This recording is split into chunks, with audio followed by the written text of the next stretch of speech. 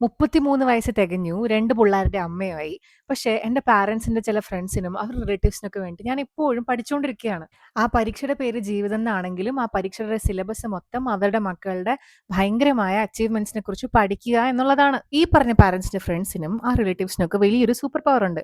അവർ നമ്മുടെ പാരന്റ്സിനെ എവിടെയെങ്കിലുമൊക്കെ വെച്ച് കാണുമ്പോൾ, ഞങ്ങളുടെ മോളെ യുഎസിലാ, എന്റെ മോനെ ഓൺ സൈറ്റിന് ഓസ്ട്രേലിയയിലേക്ക് പോയിരിക്കുക, കഴിഞ്ഞ മാസം ജർമ്മനിയിലായിരുന്നു, ലക്ഷങ്ങളല്ലേ ശമ്പളം, യുഎസിൽ തന്നെയാണ് 2 വീടാ എന്നൊക്കെ പറയുമ്പോൾ വെറും ആവറേജ് ആയി ജീവിക്കുന്ന ഞങ്ങളെപ്പോലെ പാവപ്പെട്ട മനുഷ്യന്മാരുടെ അമ്മമാർക്കും അച്ഛന്മാർക്കും എന്തൊരു ദുഃഖം ഉണ്ടാവും അറിയാമോ? ദുഃഖം മാത്രമല്ല, അവര് വീട്ടിൽ വന്നിട്ട് ഞങ്ങളെ നോക്കിക്കൊണ്ട് ഒക്കെ എപ്പോഴാ നന്നായി കാണുക എന്ന് തോന്നുന്ന ഒരു മനോഭാവം. എന്റെ പൊന്നങ്കിൾമാരെ ആന്റിമാരെ, നിങ്ങൾ സ്കൂളിൽ തുടങ്ങിയതല്ലേ ഞങ്ങളുടെ പിന്നാലെ ഇങ്ങനെ പിന്തുടർന്ന് നടക്കാൻ വേണ്ടിയിട്ട്?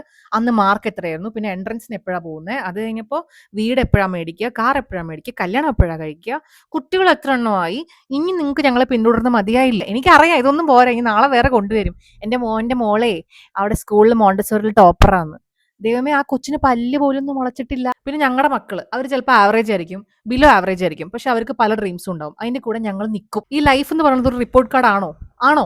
ചിലർ ബിസിനസ് ചെയ്യും, ചിലർ കരിയർ 3-4 തവണ മാറ്റിന്ന് വരും, ചിലർ 9 to 5 ജോബ് ചെയ്യും, ചിലർ ഒരു ജോലിക്കും പോവില്ല, വീട്ടിലിരിക്കും പിള്ളേരൊക്കെ നോക്കിക്കൊണ്ട്. അത് തന്നെ ഒരു ഫുൾ ടൈം ജോബാണ്, ഒരു അപ്രൈസലും ഇല്ല അതില്.